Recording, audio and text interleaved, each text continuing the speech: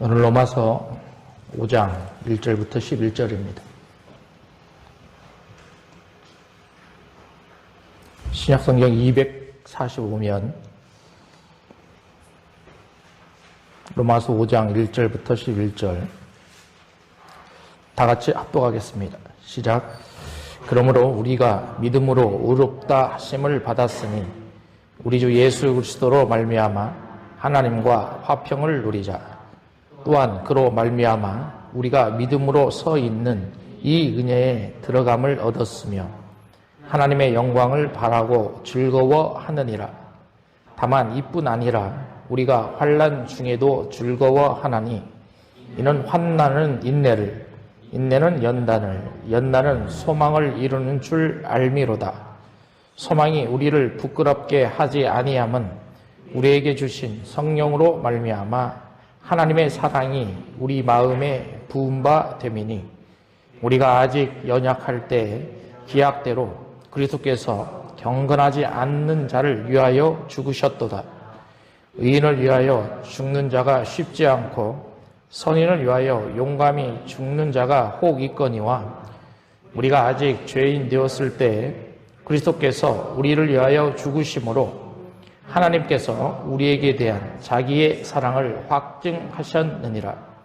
그러면 이제 우리가 그의 피로 말미암아 의롭다 하심을 받았으니 더욱 그로 말미암아 진노하심에서 구원을 받을 것이니 곧 우리가 원수 되었을 때 그의 아들의 죽으심으로 말미암아 하나님과 화목하게 되었은즉 화목하게 된 자로서는 더욱 그의 살아나심으로 말미암아 구원을 받을 것이니라.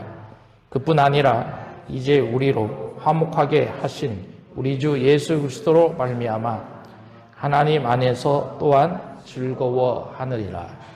아멘. 4개의 강이 있었는데요. 강들이 서로 자신의 자랑을 막 털어놓았습니다. 첫 번째 강은 나일강입니다. 긴 목을 쭉 들어 세우면서 자기가 거만하게 막 말을 합니다. 나보다 더 긴 강이 있느냐? 내 강은 길이가 4,000마일 이상이 된다. 굉장히 자기의 자랑을 털어놓죠. 이 얘기를 들은 옆에 있는 강이 다뉴브 강입니다. 그 입이 투덜투덜하면서 너는 그렇게 강이 길지만 우리 강은 수많은 화물선이 다니고 있어. 우리 강만큼 많은 물자를 수송에 날릴 수 있는 강은 없을 거야. 자기 자랑을 또 막 털어놓습니다. 그랬더니 이번에는요, 겐지스 강이 또 말을 합니다. 너희들 다 참 그렇게 자랑을 하지만 우리 강만큼 사람들을 씻는 데 유익한 강이 없어. 겐지스 강에 사람들이 엄청나게 많이 씻죠. 물이 깨끗하다 이렇게 표현을 하는 거죠. 거룩한 강이다. 근데 이 얘기를 듣고 있는 가장 그 냇가처럼 생긴 강이 곰곰이 생각해 봐도 자랑할 것이 없어요. 무엇을 자랑할까 이렇게 생각해 보니까 자기는 평상시에는 잘 강으로서 역할을 하지 못하다가 비가 오면 뚝을 막아놓고 그 뚝을 통해서 논이나 밭에 물을 주면서 생명들이 자라갈 수 있는 역할을 하고 있다. 여러분, 제가 이 꽁트를 여러분들에게 소개해 주는 것은 다른 것이 아니죠. 사람마다, 모든 사람은요, 자기의 자랑을 드러내고 싶은 욕망이 굉장히 강합니다. 오늘 본문의 제목을 제가 칭의를 통한 축복의 결과 이렇게 되어 있는데요. 사실 이 본문을 쭉 읽다 보면 우리가 신앙생활 하면서 자랑할 만하다. 그런 내용으로 오늘 본문에 놓여져 있거든요. 여러분, 때로는 사도 바울도 자랑을 합니다. 고린도후서 11장 16절과 17절을 보시면 바울의 참된 자랑이 분명히 나옵니다. 같이 읽어보겠습니다. 시작. 내가 다시 말하노니 누구든지 나를 어리석은 자로 여기지 말라. 만일 그러하더라도 내가 조금 자랑할 수 있도록 어리석은 자로 받으라. 내가 말하는 것은 주를 따라 하는 말이 아니요 오직 어리석은 자와 같이 기탄 없이 자랑하노라. 여기에 보면 틀림없이 바울도 자기 자신을 자랑한다 이렇게 표현을 합니다. 근데 16절을 잘 보십시오. 누구든지 나를 어리석은 자로 여기지 말라. 먼저 여기서 이렇게 표현을 하는 거죠. 바울은 자기 자신이 자랑을 하게 된다면 하나님께 합당하지 않다라는 걸 알고 있어요. 그런데도 지금 고린도 교회에는 그 상황에 맞게끔 자랑을 하고 싶은 겁니다. 그리고 그 뒤에 보면 내가 조금 자랑할 수 있도록 어리석은 자로 받으라. 내가 이렇게 자랑하는 거 너희들이 좀 이해를 좀 해달라 이런 표현인 거거든요. 그리고 17절에 보십시오. 내가 말하는 것은 주를 따라 하는 말이 아니다. 주님께서 이런 적이 없었다라는 거예요. 그런데 나는 지금 하겠다라는 겁니다. 왜냐? 어리석은 자와 같이 기탄 없이 자랑하겠노라. 이 본문의 내용은 지금 사도로서의 가지고 있는 사도 바울이요. 거짓 선지자들과 토론하는 장면이거든요. 거짓 선지자들은 항상 무슨 내용으로 주장하냐면 고린도 교회 성도들에게 희생을 강요합니다. 때로는 자신들의 권위를 강력하게 주장합니다. 그러니까 바울 입장에서 그런 사람들과 토론 중에 이겨내고 또 교회에 있는 성도들에게 그런 사람들과 그게 뭡니까? 차이점을 발견해낼 수 있는 그 환경을 조성하기 위해서 자기 자신이 스스로 자랑을 쭉 해 나가는 것입니다. 근데 바울이 그렇게 자랑을 한다는 것은 타당하지 않다는 것을 훨씬 더 잘 알고 있죠. 근데 결국은 바울의 내용은 자신의 약함이 오히려 강하다라는 것도 다 알고 있어요. 근데 바울이 그런 내용을 잘 알고 있는데 고린도 후서에서도 자기가 그런 자랑을 하고 있는데 오늘 본문에 와서도 왜 이런 표현을 하고 있을까? 우리는 사뭇 의문을 가지지 않을 수가 없습니다. 여러분 오늘 본문에 2절과 3절과 11절을 한번 보시기 바랍니다. 2절 마지막쯤 보면 즐거워하다라는 단어가 나오죠. 그리고 또 3절에도 보십시오. 환난 중에도 우리는 또 어떻다? 즐거워한다. 반복되죠. 그리고 11절에 한번 더 보세요. 맨 마지막에도 뭐가 나와요? 즐거워하다. 그런데 이 단어가 영어로 보면 boast라고 되어 있습니다. boast. 이 boast라는 단어가 자랑하다. 그러니까 신앙인으로서 삶을 살아갈 때 자랑할 만한 가치가 있다. 그것을 표현해주고 있는 거거든요. 여러분, 바울이 로마서 4장에서 믿음의 의를 통해서, 믿음을 통해서 의를 이루어가는 그런 것들을 아브라함과 다윗의 예를 들어가면서 그렇게 강조를 하고 있었어요. 그리고 4장 25절쯤 마지막에 믿음을 통한 의의 형성. 그것을 강조한 후에 오늘 본문에 쫙 들어오는 내용들인데 다시 말하면 사도 바울이 신앙생활을 하고 있는 그 너희들에게 과연 그런 이신칭의를 통해서 너희들이 받아갈 수 있는 축복은 무엇인가에 대한 그 결과물을 오늘 본문에서 나타내주고 있다는 거예요. 근데 몇 가지로 딱 나타내주느냐? 아까 저가 즐거워하다라는 것을 몇 번 강조했습니까? 3번 딱 강조했죠. 그러니까 사도 바울도 여기에서 너희들이 신앙생활 하면서 정말 자랑할 수 있는 축복을 3가지 정도 받을 수 있다는 거예요. 여러분, 우리가 인생 살아가면서 신앙생활 하면서 이런 거 자랑하면 안 됩니까? 다른 사람들에게 내가 예수님 믿으면서 주님께서 나에게 주신 그 축복 숨기기만 살아야 됩니까? 아니죠. 때로는 바울처럼 당당하게 그런 축복의 말씀을 전해갈 줄도 알아야 된다라는 거예요. 그런데 여러분, 오늘 본문에서요 1절과 9절을 또 비교할 줄 알아야 됩니다. 로마서가 그래서 어려워요. 1절에는 틀림없이 뭐라고 되어 있냐면 믿음으로 의롭다 하심을 받았다 이렇게 되어 있습니다. 그런데 9절은 뭐라고 되어 있습니까? 피로 말미암아 의롭다 하심을 받았다 이렇게 되어 있어요. 구분이 됩니까? 안 됩니까? 되잖아요. 그렇잖아요. 그러면 1절에 나와 있는 믿음을 통해서 의롭다 하심을 받았다는 것에서 즐거워하다가 몇 번 나와요? 네? 그 사이에 몇 번 나와요? 2번 나오잖아요. 그러니까 믿음을 통해서 의롭다 하심을 통한 축복은 몇 가지다? 2가지 정도 받을 수 있다는 거죠. 그리고 피를 통해서 의를 이루어 가는데 그 피를 통한 의로움을 통해서 우리가 받을 수 있는 축복은 몇 가지 정도 된다? 1가지 정도 된다라는 것을 우리는 오늘 본문에서 찾아갈 수 있다라는 거예요. 여러분 사실 성경을 읽다 보면 어느 곳은 별로 읽기가 싫어하는 곳이 있을 거예요. 범죄가 많은 것. 로마서를 강의하다 보면 특히 1장과 2장에서 이런 내용이 얼마나 많이 나옵니까? 따분하죠. 근데 5장에 들어오면 이제는 결과물이잖아요. 예? 그 결과물은 뭘 받겠다라는 거예요? 축복을 받겠다라는 거죠.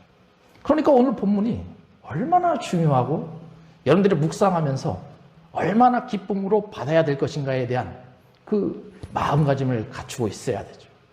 그런데 저도 사실 로마서를 쭉 보면서 5장을 볼 때마다 그런 감동이 한 번도 없었어요. 그런 감동이 한 번도 없었고 왜 이렇게 어렵지? 그런 감동만 딱 왔었거든요. 근데 계속 읽고 묵상하다 보니까 와, 이렇게 큰 축복을 하나님께서 우리에게 바울을 통해서 전해 주시려는데 내가 왜 이걸 모르고 있었을까? 아마 저뿐만 아니라 여기에 계신 분들이 다 이런 생각을 가지고 있었을 겁니다. 그러면 첫 번째, 칭의의 결과로 우리에게 주신 축복의 물결은 무엇인가? 그 첫 번째는 1절에 나와 있습니다. 1절을 같이 읽습니다. 시작. 그러므로 우리가 믿음으로 의롭다 하심을 받았으니 우리 주 예수 그리스도로 말미암아 하나님과 화평을 누리자. 맨 마지막에 무슨 단어가 나와요? 화평이 나와요. 네? 그러니까 믿음으로 우리가 의롭다 하심을 받았으니 이제 우리가 하나님과 무슨 관계가 형성되더라? 화평의 관계가. 화평은 샬롬 아닙니까? 그렇잖아요. 다른 말로 평강의 관계가 형성이 된다. 이것이 첫 번째 축복이에요. 그러면 바울이 왜 여기다 이런 말씀을 써놨을까에 대한 의구심을 한번 가져야 되지 않겠습니까? 여러분 구약 성경을 쭉 읽다 보면 평강의 언약이라는 약속이 나옵니다. 그 평강의 언약을 살펴볼 필요가 있죠. 민수기 6장 22절과 27절에 보면 정확히 나옵니다. 같이 읽습니다. 시작. 여호와께서 모세에게 말씀하여 이르시되 아론과 그의 아들들에게 말하여 이르기를 너희는 이스라엘 자손을 위하여 이렇게 축복하여 이르되 여호와는 내게 복을 주시고 너를 지키시기를 원하며 여호와는 그의 얼굴을 내게 비추사 은혜 베푸시기를 원하며 여호와는 그의 얼굴을 내게로 향하사 드사 평강 주시기를 원하노라. 여기 나와 있는 내용이요. 뭐냐면 제사장들을 향한 축복이거든요. 그러면서 맨 마지막에 뭐라고 되어 있습니까? 평강 주시기를 원하노라 이렇게 되어 있죠. 그렇잖아요. 그리고 나서 한 구절을 더 찾아봐야 됩니다. 민수기 25장 12절과 13절도 같이 읽어봅니다. 시작. 그러므로 말하라. 내가 그에게 내 평화의 언약을 주리니 그와 그의 후손에게 영원한 제사장 직분의 언약이라. 그가 그의 하나님을 위하여 질투하여 이스라엘 자손을 속죄하였음이니라. 이렇게 되어 있어요. 그러니까 6절에는 평강을 주시겠다 말씀하셨고요. 그런데 뭡니까? 25장에서는요. 이제는 뭐까지 체결해버려요? 평강의 언약까지 체결하는 장면이 나오잖아요. 그러면 여기에서 무슨 사건이 있었는가를 우리는 한번 생각해 봐야죠. 민수기 25장의 사건은 이스라엘 백성들이요. 광야 생활을 하다가 어디에 머무르냐면 시딤에 딱 머물거든요. 그런데 그 시딤에 이방인 여자들이 많이 있습니다. 그 광야 생활이 얼마나 힘들겠어요. 그래서 이스라엘 남자들이 누구를 탐하기 시작해요? 이방인의 여인들을 탐하기 시작합니다. 거기서 끝나면 얼마나 좋습니까? 그런데 이방 여인들이 때만 되면, 절기만 되면 자신들의 신에게 뭐래요? 절을 하죠. 우상을 섬기죠. 그러니까 그 여인들이 그렇게 하니까 이스라엘 백성들도 어떻게 돼요? 당연히 따라가죠. 여자가 하는데 안 하겠어요. 따라가면서 우상들을 섬기는 그 모습입니다. 하나님이 진노하십니다. 그래서 모세가 무슨 결정을 하냐면 이방인 여인과 결혼한 사람들은 어떻게 하자? 다 죽이죠. 진멸하죠. 그 상황 때에 이스라엘 백성 한 사람과요, 미디안 여인 한 사람이 쭉 옵니다. 이름도 분명히 나와 있습니다. 이스라엘 남자의 이름은 시물이고요. 미디안 여인은 고스비입니다. 분명히 나오죠. 이름이 나와요. 근데 그들이 이스라엘 백성들 앞에, 울고 있는 이스라엘 백성들 앞에 왔을 때에 제사장 이름이 비느하스입니다. 그 비느하스가 그 두 사람을 데리고 가서 창으로 죽입니다. 근데 그때에 이스라엘 백성들에게 무엇이 일어나고 있었냐면 연병이 막 일어나고 있었거든요. 그래서 그 연병으로 죽은 사람이 2만 4천 명이었어요. 굉장한 사건 아닙니까? 그런데 그 연병을 막은 사람이 누구예요? 비느하스예요. 비느하스. 그걸 우리는 무슨 사건이라 부르냐면 바알, 부올의 사건이다, 이렇게 표현을 하거든요. 그 제사장이 그 사건을 막았음으로 말미암아 하나님께서 제사장들에게 평강의 언약을 체결해 주시는 장면이 바로 민수기 25장의 내용이거든요. 여러분, 그런데 그 평강의 언약이 쭉 흘렀습니다. 언제까지 흘렀냐? 말라기 2장까지 흘렀습니다. 말라기 2장은 한번 찾아봐야 됩니다. 구약성경 1328면입니다. 한번 찾아보겠습니다. 맨 마지막이죠. 구약성경 맨 마지막 페이지 보세요.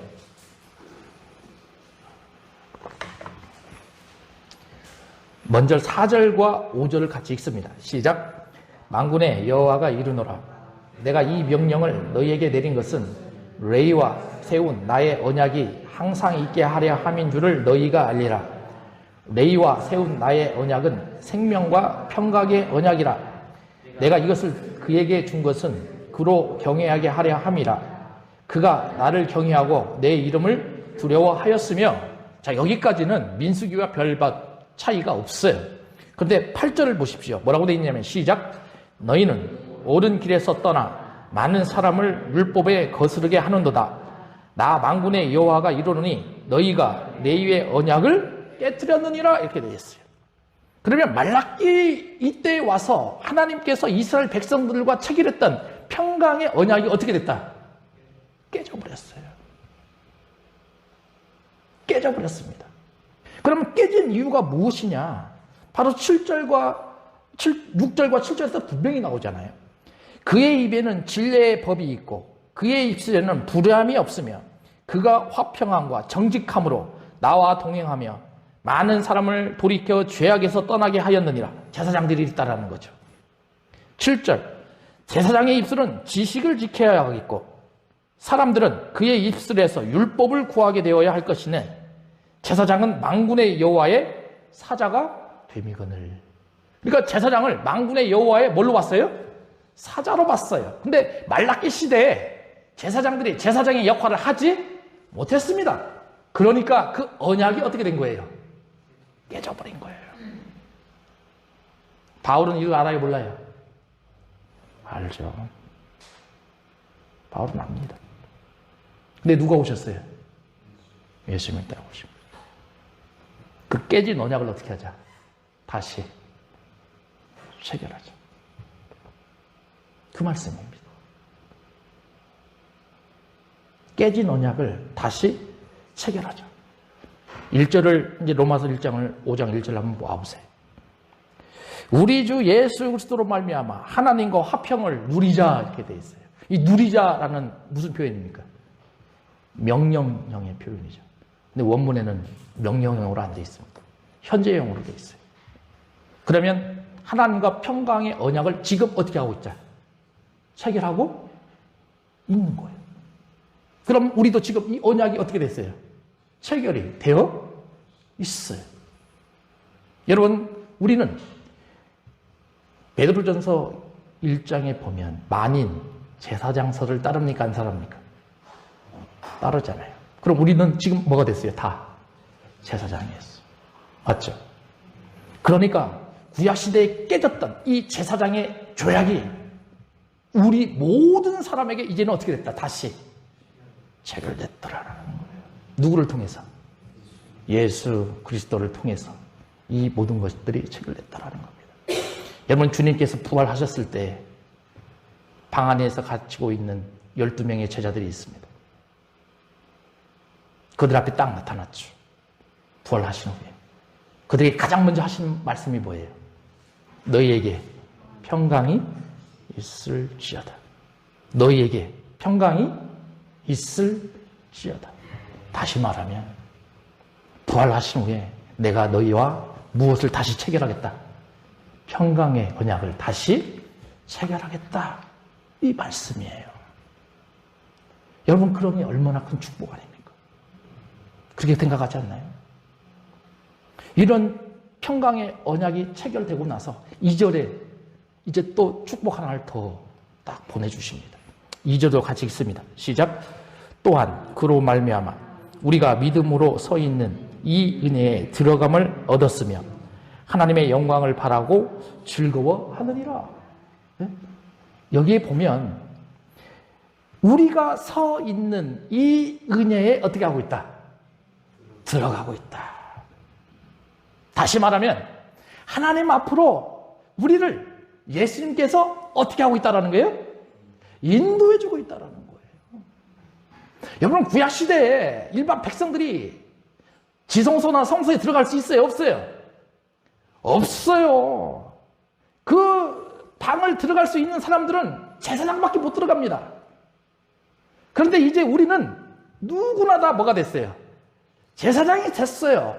그러니 우리 모든 사람들은 하나님 앞에 나갈 수 있는 준비가 됐다, 안 됐다? 됐다라는 거죠. 그 인도자가 누가 되신다? 예수님 되신다는 거예요.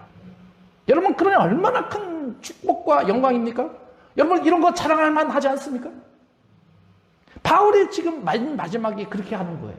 너 이런 거 자랑하라는 거예요.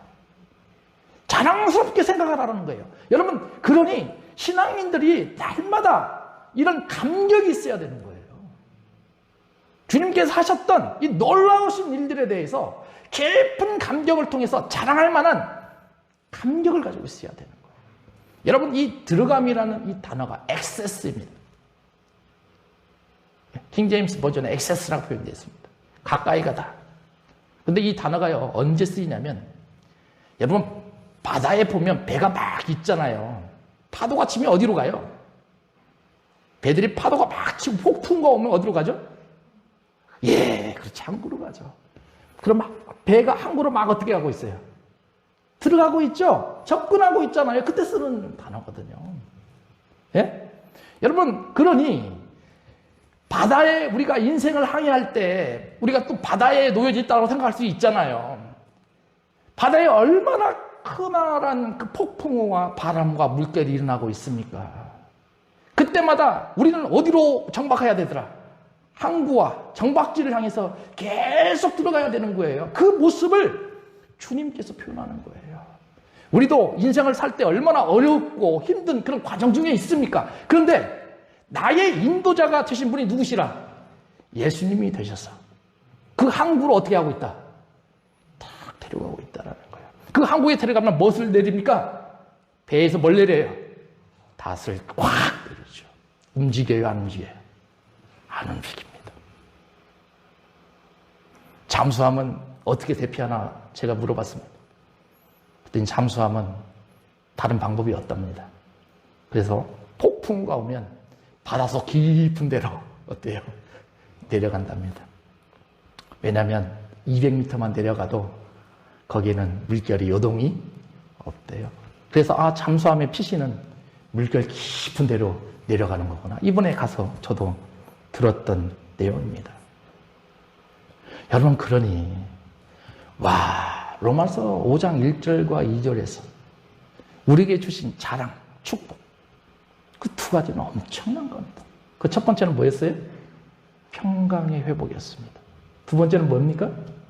들어감이에요. 시편 16편 11절 같이 읽어봅니다. 시작.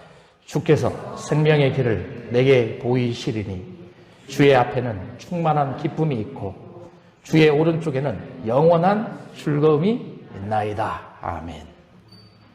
여러분, 우리를 주님께서 이렇게 인도해 주시니까 우리 앞에 뭐가 있어요? 충만한 기쁨이 있고 오른편에는 뭐가 있더라? 즐거움이 쫙 있다라는 거죠. 우리 신앙생활에 이런 기쁨과 즐거움이 넘쳐나시길 기도합니다. 여러분, 이제 두 번째로 들어가는 거예요. 3절에 보십시오. 다만 이뿐만 아니라 이렇게 표현하죠. 그렇죠? 그러니까 자랑할 만한 축복이 또 있다 없다? 있다. 다만 이뿐만 아니라 이렇게 돼 있잖아요. 3절도 같이 읽습니다. 시작. 다만 이뿐만 아니라 우리가 환난 중에도 즐거워하나니 됐습니다. 이제는 뭘 즐거워하라? 환난을 즐거워하라. 환난을 즐거워하라. 환난을 어떻게 하라? 기뻐하라. 환난을 자랑스러워하라. 이렇게 표현하고 있는 거예요. 이해할 수가 없죠. 여러분, 인생을 살아가면서 환난이 왜 나옵니까? 고통이 왜 나옵니까? 여러분, 세상과 타협하기 때문에 그런 거예요. 세상과 타협을 하면 그때는 무엇인가 이루어지는 것처럼 보이죠. 그러나 그것은 하나님의 방법이 아닌 거잖아요. 누구의 방법이에요? 인간의 방법이잖아요. 그래서 자기도 모르게 타협 속에서 환난이 나타나기 시작하는 것입니다. 여러분, 신앙인으로서의 삶을 살아갈 수 있다라고 한다면 그 신앙에는요, 품위가 있어야 되는 거예요. 맞아요, 안 맞아요? 기독교인이라면 기독교인으로서의 품위를 갖춰야 돼요. 그래야 많은 사람들이 봤을 때 그 사람을 존중해주고 그 사람을 인정해주고 그 사람이 하나님의 자녀임을 확실하게 나타내는 거죠. 그런 일들을 겪었던 사람들은 아마 술을 마시지 않을걸요. 권면도 안 할걸요. 근데 타협을 하잖아요. 타협이 오히려 뭘 만들어내고 있어요? 환난을 만들어내고 있다라는 것입니다. 마태복음 5장 10절과 11절에 주님이 제자들에게 던져주시는 말씀 아닙니까? 나로 말미암아 너희를 욕하고 박해하고 거짓으로 너희를 거슬러 모든 악한 말을 할 때 너희에게 뭐가 있다? 복이 있다. 그때 어떻게 하라? 기뻐하고 즐거워하라. 왜냐? 하늘에서 너희의 상이 크기 때문에 그런 거죠. 근데 바울은요, 왜 환난을 기뻐해야 되는가의 그 문제를 3절과 4절에서 쭉 이어가고 있어요. 같이 읽습니다. 4절까지 읽습니다. 시작. 이는 연단은 소망을 이루는 줄 알미니라. 그러니까 3절과 연계시켜 보면 환난이 뭘 만들어내요? 인내를 만들어내고, 인내는 뭘 만들어내요? 연단은 소망을. 여러분, 여기도 굉장히 어려워요. 우리가 수도 없이 들었던 단어 아닙니까? 그렇잖아요. 수도 없이 다뤘던 이 단어들이고 문장인데 무슨 의미인지 잘 이해를 못해요. 여러분, 우리가 제품 하나를 만들려고 할 때 생각을 해봅시다. 그러면 철을 막 어때요? 녹이죠. 그러지 않나요? 제가 그 녹는 점을 한번 조사해 보니까요. 금은 약 1060도, 은은 몇 도냐면 은은 한 960도 정도 된답니다. 일반 철은 700에서 800도 정도 되면 이 뭐예요? 철들이 막 녹아간다라는 거예요. 그거 왜 녹이죠? 뭘 만들려고 하는데 뭘 없애려고 그러는 거예요? 불순물을 없애려고 그러는 거예요. 그리고 불순물을 없애버리고 온전한 금이나 은이나 쇠만 남도록 그렇게 해주는 거죠. 그리고 주인이 원하는 모양으로 만들어 가는 거 아니겠습니까? 그렇잖아요. 그러면 바울이 왜 여기에다가 이런 흐름을 쫙 만들어 놨을 거예요. 그 이유는 딱 한 가지입니다. 여러분, 제가 어렸을 때 저희 그 마당에요, 뭘 깔아놨냐면, 가을에 되면 콩이 있죠, 콩을 쫙 깔아놓습니다. 그러면 햇빛이 쫙 찌게 되면 콩이 막 어때요? 막 펑펑 튀어요. 그러지 않나요? 그러면 언제까지 놔두냐면 어머니하고 아버지가요, 그것이 완전히 마를 때까지 가만히 놔둡니다. 그리고 나서 야, 이제 때가 됐다 싶으면 도루래 있죠? 예? 도루래 있잖아요. 도루래로 마당을 막 어때요? 콩을 막 패대기 치잖아요. 언제까지 패대기 칩니까? 안 해보셨는 분은 모르죠. 거의 가루가 날 때까지 패대기 칩니다. 가루가 될 때까지. 그러면 이제 가지는 싹 없어지고 대만 남아요. 그러면 그 대만 싹 모아. 거기는 뭐가 없어요, 이제는? 콩이 없죠. 그래서 그걸 싹 모아가지고요. 예? 저도 많이 돌렸습니다. 막 뭘 돌려요, 이거? 바람 돌리개를 막 돌려요. 저 돌렸거든요. 다 했어요, 저도. 그러면 어머니하고 아버지가 그걸 가지고 콩을 막 주워 담아서 먹었대요, 이게. 바람 부는 대로. 쫙 날려요. 그러면 콩은 밑으로 떨어지고 쭉정이는 다 어땠습니까? 바깥으로 날려버리는 거죠. 여러분, 이것과 동일하지 않나요? 무엇을 가리는 겁니까? 알고 가리는 거잖아요. 여러분, 하나님께서 우리에게 환난을 주시는 목적도 다른 게 아닙니다. 뭘 제거하기 위해서? 불순물을 제거하기 위해서. 그것을 다른 식으로 표현하면 어떤 사람을 찾아가기 위해서? 알곡이 누구인가? 진정한 하나님의 제자가 누구인가 찾아가는 것입니다. 그 첫 번째 단계가 환난이었고, 환난이 이제는 뭘로 넘어가요? 인내로 넘어가게 됩니다. 여러분, 인내라는 것은 휘포메네, 동사, 무엇 아래에 머무는 것입니다. 많은 사람들은 기다림이다 이렇게 표현도 합니다. 그러니 환난이 왔을 때 어떻게 할 줄 알아야 된다? 기다릴 줄 알아야 되는 거예요. 누구에 의지하라는 소리입니까, 이게? 예수 그리스도를 의지하라는 소리죠. 그러면 그 기다림이 그냥 가만히 그냥 뭡니까? 아무것도 안 하고 있는 거예요? 아니죠.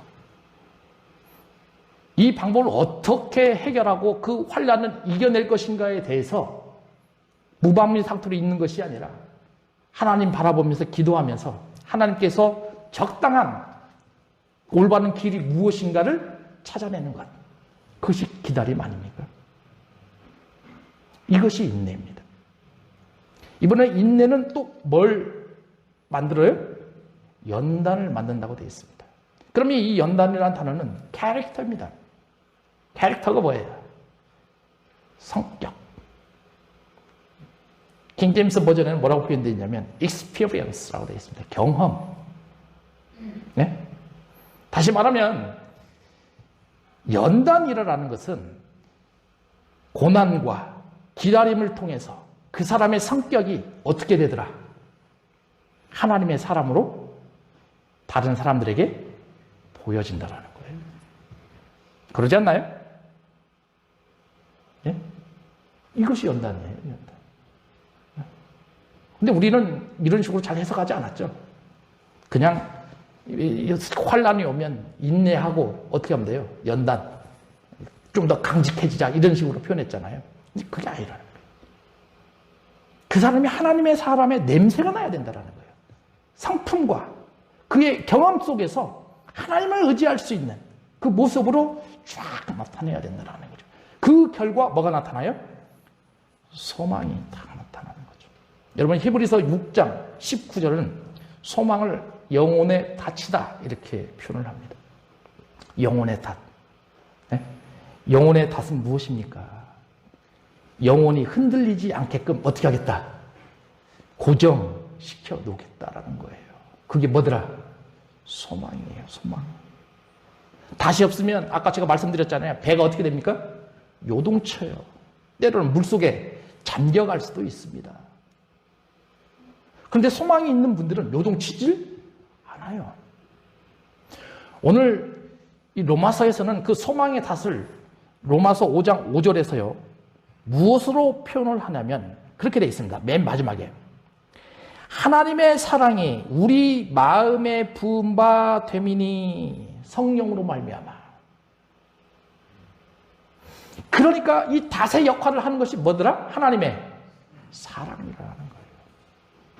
하나님의 사랑이 있을 때에야 비로소 소망이 생기는 것이고 그 소망 가운데에서 우리가 요동치지 않게 되는 것이고 그 환난을 통해서 점점 하나님의 사람으로 우뚝 서가게 된다라는 거예요. 여러분, 예수님께서 세례 받으실 때의 모습을 한번 생각해 볼 필요가 있습니다. 세례 요한으로부터 세례를 받고 올라오시는데 갑자기 뭐가 열려요? 하늘문이 쫙 열리죠. 뭐가 내립니까? 성령이 비둘기같이 쫙 내려서 예수님 머리 위에 앉으시죠. 거기서 끝납니까? 아니에요. 갑자기 하늘에서 음성이 들려갑니다. 뭐라고 하십니까? 이는 내 사랑하는 기뻐하는 아들이라.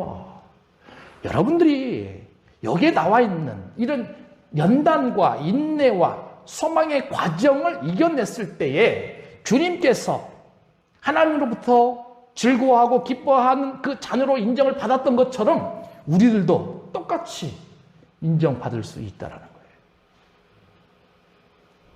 이렇게 되고 싶지 않으세요? 여러분들 지금 이렇게 되지 않았습니까? 그러니 자랑할 만한 가치가 있다 없다? 있죠. 네? 얼마나 자랑할 만한 가치가 있습니까? 여러분, 그리고 이제 6절과요 8절과 10절에 보면 또 반복되는 문구가 쫙 나옵니다. 6절은 뭐라고 되어 있습니까? 우리가 아직 연약할 때. 8절은 뭐라고 되어 있어요? 우리가 아직 죄인 되었을 때. 10절은 곧 우리가 원수 되었을 때. 반복되잖아요. 그렇죠? 자, 그런데요, 이 반복되어 있는 그 문구 맨 마지막을 보십시오. 공통된 단어가 하나 나옵니다. 뭡니까? 예? 죽으심. 예? 죽으심이 반복돼요. 그러면 아하, 이해가 되죠. 우리가 연약할 때에 누가 죽으셨다? 예수님께서 죽으셨다. 그렇잖아요. 그 다음에 우리가 죄인 되었을 때 또 누가 죽으셨다? 예수님이 죽으셨다. 우리가 원수 되었을 때 또 누가 죽으셨다? 예수님이 죽으셨다. 무슨 사건? 그런 십자가의 사건. 그 십자가에서 뭘 흘리셨어요? 피를 흘리셨어요. 그러니 바울은 그걸 알잖아요. 그래서 이 9절에서 그렇게 표현을 하는 겁니다. 그러면 이제 우리가 그의 피로 말미암아 의롭다 하심을 받았다. 야, 그러니 로마서는 이제 분명하게 구분이 되죠. 1절과 5절 사이에는 믿음을 통한 의로움, 축복이죠. 6절부터 11절까지는 무엇을 통한 축복? 십자가의 사건, 피를 통한 축복. 그런데 그 피를 통한 축복의 결과물이 어디에 딱 집중되고 있냐면 11절 맨 마지막에 한 단어가 나와요. 뭡니까? 화목. 네? 화목이라는 단어가 딱 나옵니다. 여러분, 화목이라는 단어는 뭡니까? 하나님과 내가 어떻게 하겠다? 화해하겠다는. 그 주권이 누구한테 가지고 있어요? 하나님이 가지고 있어요. 그것을 우리에게 마지막 축복으로 주는 것입니다. 그런데 화목을 가기 전에 먼저 강조했던 것이 뭐냐면 피 흘림이었잖아요. 그래서 피 흘림이 그렇게 중요한 겁니다. 여러분, 예수님의 피와 사람의 피는 같아요? 달라요? 다르죠. 그러지 않나요? 물론 예수님께서 죽으셨을 때 인간으로 죽으셨잖아요. 그러나 사람의 피는 그것으로 끝납니다. 그런데 예수님의 피는 그것을 통해서 우리가 어떻게 돼요? 구원을 받고 죄사함을 받게 되는 거예요. 다시 말하면 예수님이 흘리셨던 피는 누가 흘리신 거나 다 똑같아요? 하나님이 흘렸던 피나 똑같다라는 거죠. 굉장한 사건 아닙니까? 그렇잖아요. 그러면 그 피로 말미암아 우리는 죄로부터 구원함을 받았습니다. 그 피로 말미암아 마귀의 괴락으로부터 우리는 보험을 받습니다. 그 피로 말미암아 우리는 죽음으로부터 영생의 자리에 올려가는 영광을 누리게 되는 거죠. 구약시대에는 뭘 드렸어요? 제사를 뭘로 드렸습니까? 동물로 드렸습니다. 그러나 그 동물의 역할, 비교할 수 없는 하나님, 예수님이 이제는 그 역할을 감당해 주셨다. 히브리서 9장 13, 14절을 같이 읽습니다. 시작. 염소와 황소의 피와 및 암송아지의 죄를 부정한 자에게 뿌려 그 육체를 정결하게 하여 거룩하게 하거든 하물며 영원하신 성령으로 말미암아 흠없는 자기를 하나님께 드린 그리스도의 피가 어찌 너희 양심을 죽은 행실에서 깨끗하게 하고 살아계신 하나님을 섬기게 하지 못하겠느냐, 이렇게 되어 있습니다. 그러니 구약의 제사와 주님이 흘리셨던 제사는 같다 다르다. 다르다. 완전히 다르다. 주님이 흘리셨던 피로 말미암아 우리는 구원함을 얻었고 그 구원을 통해서 하나님과 우리가 어떤 관계가 형성되더라? 화목한 관계가 형성되더라. 그렇잖아요. 우리는 죽을 수밖에 없었어요. 그렇잖아요. 죄로 말미암아. 그런데 피 흘림을 통해서 우리가 구원을 받고 이제는 원수되었던 곳에서 벗어나 하나님과 자녀로서의 관계를 이루게 되었다. 자랑할 만하지 않아요? 네? 자랑할 만하잖아요. 바울은 고린도 후서에서 이것을 조금 더 구체적으로 표현을 해줍니다. 고린도 후서 5장 17절, 20절. 앞에 보세요. 화목하다 몇 번 나와요? 빨간 것이 몇 번 쳐 있습니까? 그 뒤에도 보면 2번이 더 있어요. 5번 나와요, 5번. 5번. 18절만 한번 보겠습니다. 모든 것이 하나님께로 났으며 그가 그리스도로 말미암아 우리를 자기와 화목하게 하시고 또 우리에게 화목하게 하는 직분을 주셨으니 그리스도로 말미암아 우리를 누구하고 화목하게 하셨다? 하나님과 화목하게 해주셨다. 또 우리에게는 어떤 직분을 주셨다? 화목하게 하는 직분을 주셨다. 19절도 이렇게 되어 있습니다. 하나님께서 그리스도 안에 계시사 세상을 자기와 화목하게 하셨다. 근데 그 화목이 그냥 거기서 끝나지 않아요. 어디까지 확장돼요? 세상까지도 확장이 되어가는 거죠. 그들의 죄를 그들에게 돌리지 아니하고 화목하게 하는 말씀을 우리에게 부탁하셨다. 여러분 이 말씀에 관심 가지셔야 돼요. 그냥 거기서 멈추지 않았어요. 우리가 하나님과 화목하게 되었다라고 한다면 거기서 끝나지 말고 그 말씀을 우리에게 어떻게 하셨다? 부탁하셨습니다. 그래서 20절에 중요한 한 단어가 딱 나오는데 그 단어는 사신이라는 단어입니다. 여러분들이 전부 다 뭐가 되신 거예요? 사신이 된 거예요. 그러면 사신은 전권대사입니다. 여러분들을 누가 다 책임져 주시겠다? 하나님이 다 책임져 주시겠다. 하나님께서 우리에게 맡겨주신 그 말씀은 화목하게 해주시는 그 말씀, 내가 그것을 받았으니 이제 나는 어떻게 해야 된다? 다른 사람들에게 전해야 될 의무가 있다라는 거예요. 여러분, 그러니 우리는 복음을 전할 의무가 있다 없다? 있다라는 거죠. 여러분, 많은 사람들이 차를 살면 얼마나 자랑하는지 몰라요. 제 친구도 저번에 뭐예요? 요즘 사장님들이 차고 다니는 거 뭐죠? 제네시스. 엄청나게 비싼 거 샀다고 딱 전화하더라고. 자랑하죠. 또 어떤 사람들은 집, 예? 다른 거 필요 없잖아요. 차 사면 자랑하고, 집 사면 자랑하고. 근데 기독교인은 그게 아니죠. 이런 거에는 한계점이 있습니까? 없습니까? 여러분, 차 사면 언제 가면 중고돼요? 예? 새 차 사면 언제 중고됩니까? 사는 순간 중고돼요. 그러지 않나요? 집도 어때요? 새 집이었잖아요. 근데 사는 순간 뭐가 돼요? 중고된다니까요.